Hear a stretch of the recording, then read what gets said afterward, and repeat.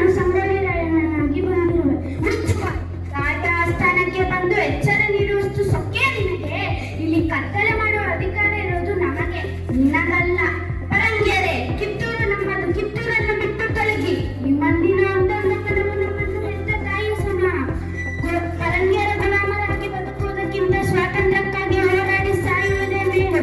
ನಾನು ನನ್ನ ದೇಶಕ್ಕಾಗಿ ನನ್ನ ಪ್ರಾಣವನ್ನು ಕಣಕ್ಕಿಡಲು ಸಿದ್ಧ. ಹರ ಹರ ಮಹಾದೇವ್. हमारे वीर देश के सेनानियों कौन है?